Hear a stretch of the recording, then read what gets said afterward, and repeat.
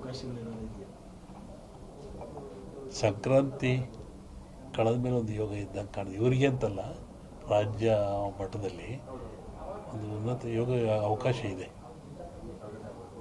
ರಾಜ್ಯದಿಂದ ಕೇಂದ್ರಕ್ಕೆ ಹೋಗಿದ್ದಾರಲ್ಲ, ಸಂಕ್ರಾಂತಿ ನಂತರ ಹೇಳಿದ್ರಲ್ಲ, ಅದು ರಾಜ್ಯದ ಮಟ್ಟದ್ದು.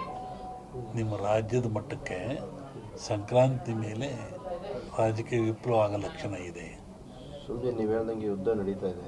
ಈಗ ಇರಾನ್ ಇಸ್ರೇಲ್ ಯುದ್ಧ ಆಗ್ಬೋದು. ಮೊದಲೇ ಹೇಳಿದ್ದು ನಾನು, ಯುದ್ಧಗಳಾಗ್ತದೆ, ಜಲಪ್ರಳಯವಾಗ್ತದೆ, ವಾಯುಪ್ರಳಯ ಆಗ್ತದೆ, ಭೂಪ್ರಳಯವಾಗ್ತದೆ, ಎಲ್ಲ ಜನ ಸಾಯ್ತಾರೆ, ಆಕ್ರಮಣ ಹೆಚ್ಚಾಗ್ತವೆ, ಮೇಘ ಸ್ಫೋಟ ಆಗ್ತದೆ ಅಂತ ಹೇಳಿದ್ದೆ ನಾನು. ಇನ್ನೂ ಒಂದು ಮೇಘ ಸ್ಫೋಟ ಆಗೋದ್ರಿದೆ. ಊಹಿಸಲಾರದ ಒಂದು ದುಃಖ ಈ ಭಾರತಕ್ಕೆ ಬರ್ತದೆ. ಪ್ರಕೃತಿದತ್ತವಾಗಿ ಆಗ್ತದೆ ಮೇಘ ಸ್ಫೋಟ. ಗುರುಜಿ ಮತ್ತೆ ಹಿಂದೆ ಹೇಳಿದ್ರಿ, ಮನುಷ್ಯರು ಓಡಾಡ್ತಾನೆ ಬುದ್ಧಿವಂತಾರೆ, ಕುಸ್ತು ಬಿದ್ದು ಅಂತ. ಇತ್ತೀಚೆಗೆ ನಡೆಯೋ ಹೃದಯಾಘಾತಗಳು ಅದನ್ನು ಹೇಳಿದ್ದೆ. ಒಟ್ಟಿಗೆ ಜನಜೀವನ ಅಸ್ಥಿರ. ಯಾವಾಗ ಮನೆಗೆ ಬರ್ತಾನೆ ಹೋಗ್ತಾನೆ ಅಂತ ಹೇಳೋದು ಕಷ್ಟ.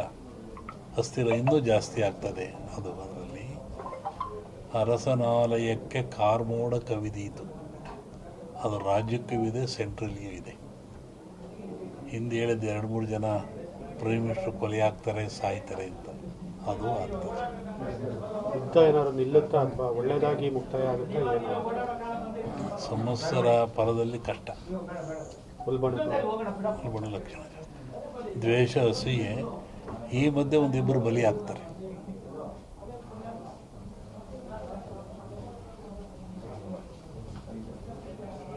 ರಾಜ್ಯ ರಾಜಕೀಯದಲ್ಲಿ ಈಗೇನಾದ್ರು ಹೇಳಿದಂತೆ ಮೇಲೆ ವಿಪ್ಲವ ಆಗೋ ಲಕ್ಷಣ ಇದೆ. ಅದರ ಬದಲಾಗುತ್ತಾ? ಇಲ್ಲ ಸರ್, ಸಿದ್ದರಾಮಯ್ಯಗೆ ತೊಂದರೆ ಇಲ್ಲ. ಮೂಡ ಬರುತ್ತೆ, ಮೂಡ ಹೋಗುತ್ತೆ ಅಷ್ಟೇ. ಸೋಮಣ್ಣ ಏನಾರು ಜಾಸ್ತಿ ಆಗುತ್ತೆ, ಕ್ಯಾಬಿನೆಟ್ಗೆ ಏನಾರು ಹೋಗ್ತಾರೆ ಸೋಮಣ್ಣ ಸಾಹೇಬರು? ಏನು ಆಶೀರ್ವಾದ ಬಂದಿಲ್ಲ, ಆಶೀರ್ವಾದ ಆಗಿತ್ತಲ್ಲ. ಅದನ್ನು ಮುನಿಪುರ ಅಂತ ಕರೆದರು. AS&D ಹಿಸ್ಟ್ರಿ ಒಳಗೆ ಅಮೇರಿಕವನ್ನು ಮುನಿಗೆ ದಾನ ಕೊಟ್ಬಿಟ್ಟನಲ್ಲ ಅವನು, ವಾಮನಿಗೆ ದಾನ ಕೊಟ್ಟನಲ್ಲಪ್ಪ, ಅದು ಮುನಿಪುರ ಅಂತ. ಯುದ್ಧವಿಲ್ಲದ ಮಡಿಯ ಪುರವಲ್ಲ ಕೂಳಾದೀತು ಅಂತ. ಮುನಿಪುರ ಅಂದರೆ ಅಮೇರಿಕವನ್ನು ಮುನಿಪುರ ಅಂತ ಕರೀತಾರೆ. ಅದು ಅಮೇರಿಕ ಒಂದು ದೇಶದಾಗಿರಲಿ, ಎಲ್ಲರೂ ಸೇರ್ಕೊಂಡಿರೋದಲ್ಲಿ. ಶ್ರಾವಣದ ಮೇಲೆ ಹೇಳ್ತೀನಿ ಅದ್ರ ಬಗ್ಗೆ. ದೇಶವೇ ಅಳಿಯುತ್ತೆ ಅಂತ ಹೇಳಿದ್ದೀನಿ. ಒಂದು ದೇಶ ಅಳೆದೋಗ ಸಾಧ್ಯತೆ ನೋಡು, ಹೇಳಿದ್ದೀನಿ, ಇನ್ನೂ ನೋಡ್ತಿರ್ಬೇಕಾರೆ. ಹಿಂದೆಲ್ಲ ಹೇಳಿದ್ನಲ್ಲ, ಮೊನ್ನೆ ಹೇಳಿದ, ಕೆಲವು ಮುಳುಗ್ತವೆ ದೇಶಗಳು, ಕೆಲವು ಹೇಳ್ತವೆ, ಹೊಸ ರಾಜ್ಯಗಳು ಉತ್ಪತ್ತಿ ಆಗ್ತವೆ ಅಂತ ಮೊನ್ನೆ ಹೇಳಿದ್ನಲ್ಲ. ಮತ್ತು ಮದ್ದಿಲ್ಲದ ಕಾಯಿಲೆ ಬರುತ್ತೆ, 5 ವರ್ಷ ಇರುತ್ತೆ ಕಾಯಿಲೆ. ಅದು ಮತ್ತು ಕೊರೋನಾ ಬಂತು. ಇದು ಇನ್ನೊಂದು ರೂಪವನ್ನು ತಾಳುತ್ತೆ. ಆದರೆ ಸಾವು ನೋವು ಕಮ್ಮಿ, ಕಾಯಿಲೆ ಮಾತ್ರ ಈ ಸಂವತ್ಸರದಲ್ಲಿದೆ.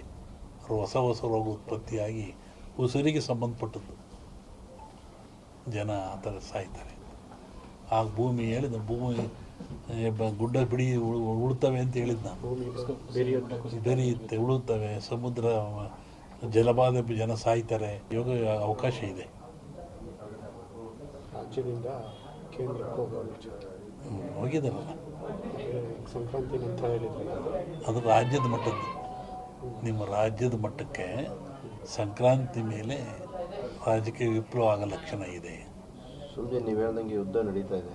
ಈಗ ಇರಾನ್ ಇಸ್ರೇಲ್ ಯುದ್ಧ ಆಗ್ಬೋದು. ಮೊದಲೇ ಹೇಳಿದ್ದು ನಾನು, ಯುದ್ಧಗಳಾಗ್ತದೆ, ಜಲಪ್ರಳಯವಾಗ್ತದೆ, ವಾಯುಪ್ರಳಯ ಆಗ್ತದೆ, ಭೂಪ್ರಳಯವಾಗ್ತದೆ, ಎಲ್ಲ ಜನ ಸಾಯ್ತಾರೆ, ಆಕ್ರಮಣ ಹೆಚ್ಚಾಗ್ತವೆ, ಮೇಘ ಸ್ಫೋಟ ಆಗ್ತದೆ ಅಂತ ಹೇಳಿದ್ದೆ ನಾನು.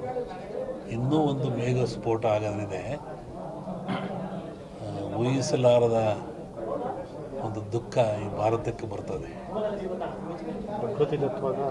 ಪ್ರಕೃತಿದತ್ತವಾಗಿ ಆಗ್ತದೆ ಮೇಘ ಸ್ಫೋಟ.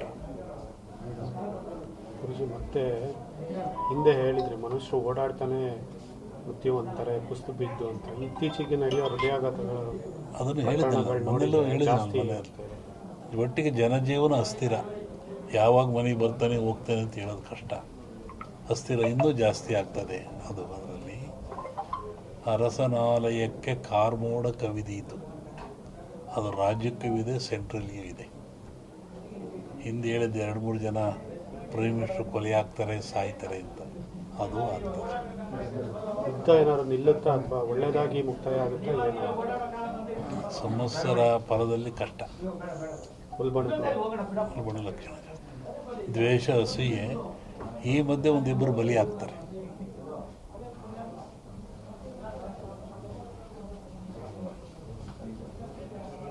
ರಾಜ್ಯ ರಾಜಕೀಯದಲ್ಲಿ ಈಗೇನಾದ್ರು ಹೇಳಿದಂತೆ ಮೇಲೆ ವಿಪ್ಲವ ಆಗೋ ಲಕ್ಷಣ ಇದೆ. ಅದರ ಬದಲಾಗುತ್ತಾ? ಇಲ್ಲ ಸರ್, ಸಿದ್ದರಾಮಯ್ಯಗೆ ತೊಂದರೆ ಇಲ್ಲ. ಮೂಡ ಬರುತ್ತೆ, ಮೂಡ ಹೋಗುತ್ತೆ ಅಷ್ಟೇ. ಸೋಮಣ್ಣ ರ್ಯಾಂಕಿಂಗ್ ಏನಾದ್ರು ಜಾಸ್ತಿ ಆಗುತ್ತೆ, ಹಾಂ, ಕ್ಯಾಬಿನೆಟ್ಗೆ ಏನಾದ್ರು ಹೋಗ್ತಾರೆ ಸೋಮಣ್ಣ ಸಾಹೇಬರು? ಏನು ಆಶೀರ್ವಾದ ಬಂದರೆ ಆಶೀರ್ವಾದ ಆಗಿತ್ತಲ್ಲ. ಅದನ್ನು ಮುನಿಪುರ ಅಂತ ಕರೆದರು. AS&D ಒಳಗೆ ಅಮೇರಿಕವನ್ನು ಮುನಿಗೆ ದಾನ ಕೊಟ್ಬಿಟ್ನಲ್ಲ ಅವನು, ವಾಮನಿಗೆ ದಾನ ಕೊಟ್ಟನಲ್ಲಪ್ಪ, ಅದು ಮುನಿಪುರ ಅಂತ. ಯುದ್ಧವಿಲ್ಲದೆ ಮಡಿಯ ಪುರವಲ್ಲ ಕೂಳಾದೀತು ಅಂತ. ಮುನಿಪುರ ಅಂದರೆ ಅಮೇರಿಕವನ್ನು ಮುನಿಪುರ ಅಂತ ಕರೀತಾರೆ. ಅದು ಅಮೇರಿಕ ಒಂದು ದೇಶದಾಗಿರಲಿ, ಎಲ್ಲರೂ ಸೇರ್ಕೊಂಡ್ರಲ್ಲಿ. ಶ್ರಾವಣದ ಮೇಲೆ ಹೇಳ್ತೀನಿ ಅದ್ರ ಬಗ್ಗೆ. ದೇಶವೇ ಅಳಿಯುತ್ತೆ ಅಂತ ಹೇಳಿದ್ದೀನಿ. ಒಂದು ದೇಶ ಅಳೆದೋಗ ಸಾಧ್ಯತೆ ನೋಡು, ಹೇಳಿದ್ದೀನಿ, ಇನ್ನೂ ನೋಡ್ತಿರ್ಬೇಕಾರೆ. ಹಿಂದೆಲ್ಲ ಹೇಳಿದ್ನಲ್ಲ, ಮೊನ್ನೆ ಹೇಳಿದ, ಕೆಲವು ಮುಳುಗ್ತವೆ ದೇಶಗಳು, ಕೆಲವು ಹೇಳ್ತವೆ, ಹೊಸ ರಾಜ್ಯಗಳು ಉತ್ಪತ್ತಿ ಆಗ್ತವೆ ಅಂತ ಮೊನ್ನೆ ಹೇಳಿದ್ನಲ್ಲ. ಮತ್ತು ಮದ್ದಿಲ್ಲದ ಕಾಯಿಲೆ ಬರುತ್ತೆ, 5 ವರ್ಷ ಇರುತ್ತೆ ಕಾಯಿಲೆ ಅದು. ಮತ್ತು ಕೊರೋನಾ ಬಂತು, ಇದು ಇನ್ನೊಂದು ರೂಪವನ್ನು ತಾಳುತ್ತೆ. ಆದರೆ ಸಾವು ನೋವು ಕಮ್ಮಿ, ಕಾಯಿಲೆ ಮಾತ್ರ ಈ ಸಂವತ್ಸರದಲ್ಲಿದೆ. ಹೊಸ ರೋಗ ಉತ್ಪತ್ತಿಯಾಗಿ ಉಸಿರಿಗೆ ಸಂಬಂಧಪಟ್ಟದ್ದು, ಜನ ಆ ಥರ ಸಾಯ್ತಾರೆ. ಆಗ ಭೂಮಿ ಹೇಳಿದ, ಭೂಮಿ ಗುಡ್ಡ ಬಿಡಿ ಉಳ್ತವೆ ಅಂತ ಹೇಳಿದ್ ನಾನು. ಬೆರೆಯುತ್ತೆ, ಉಳುತ್ತವೆ, ಸಮುದ್ರ ಜಲಬಾಧೆ, ಜನ ಸಾಯ್ತಾರೆ ಮೊನ್ನೆ ಹೇಳಿದ್ನಲ್ಲ, ಅದೆಲ್ಲ ನಡೀತಾ ಇದ್ದಾರೆ, ಇನ್ನೂ ಇದೆ ಅದು.